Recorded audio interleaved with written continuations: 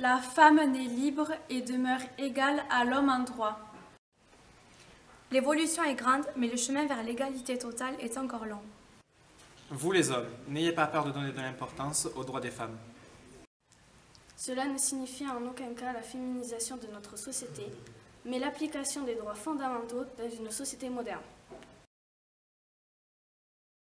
La liberté d'expression n'est pas la liberté de porter atteinte aux femmes.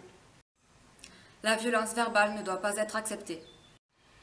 Les agressions verbales dans la rue, les regards malsains et les jugements sexistes portés sur nos corps de femmes condamnés. L'autocensure doit s'arrêter. Nous demandons le respect pour ce que nous sommes, égal aux hommes. Nous demandons l'abolition des préjugés. Au XXe siècle, la citoyenne française a obtenu une grande victoire civique, celle du droit de vote et d'être éligible.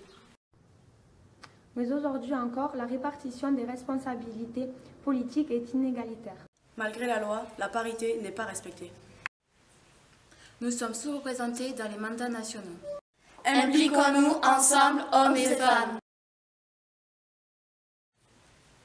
Nulle ne doit être soumise à la puissance de l'homme. Aucune femme ne devrait subir de violences conjugales ni être victime de déshumanisation. Aucune ne devrait avoir peur d'être inquiétée physiquement ou moralement. Les lois doivent s'appliquer à la mesure de nos souffrances. Nous, femmes et hommes, devons nous battre pour faire valoir notre dignité et vivre en paix. Toutes les femmes ont droit à une aide équitable de leur mari et au partage des tâches domestiques ou familiales.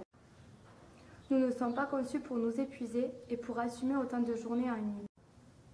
Ce n'est pas parce qu'on est femme qu'on est conditionné pour assumer le poids de ces tâches. Cette répartition doit être la même pour tous. Mes amis au secours, une femme vient de mourir gelée cette nuit à 3 heures. Appel de l'abbé Pierre, hiver 1954. Notre République sociale doit par la loi protéger les plus démunis. Luttons pour que ces femmes invisibles et qui ont peur et évitent de se retrouver seules restent dans l'oubli. L'ignorance les déshumanise. Aujourd'hui en France, 40% des SDF sont des femmes et leur espérance de vie n'excède pas 48 ans. Sortons ces femmes de l'ombre et de l'indifférence. Ouvrons les yeux sur les stéréotypes qui persistent depuis notre tendre enfance et nous empêchent de progresser. La société nous permet de faire des études qualifiées censées nous offrir un poste à responsabilité, mais nous impose sans s'en rendre compte un emploi qui nous dévalorise. La loi doit exiger l'équité pour tous. La violence n'est pas digne d'un état de droit. Nul enfant ne doit être victime de violences corporelles. Nul enfant ne doit être humilié et perdre son estime de soi car son avenir d'adulte en sera perturbé. Vous, mères, protégez vos enfants par la loi pour en faire des personnes tolérantes et pacifistes. Femmes et citoyennes françaises, soyons solidaires des femmes du monde encore victimes de mépris afin de promouvoir notre liberté et nos droits. Dénonçons l'esclavage moderne et engageons-nous dans la scolarisation des filles à travers le monde. Ne fermons jamais les yeux. Nulle femme n'est au-dessus de la loi. Toute rigueur est exercée par la loi. En mémoire Colette de Douche.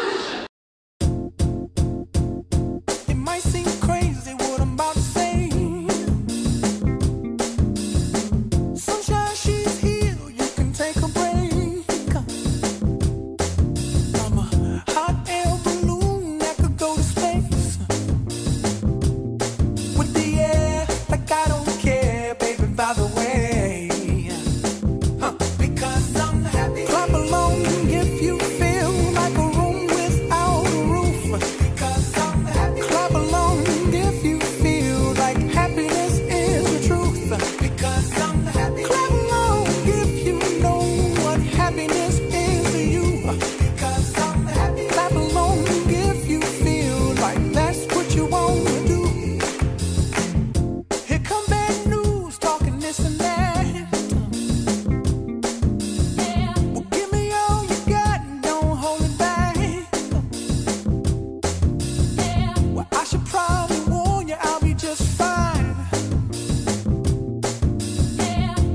princess.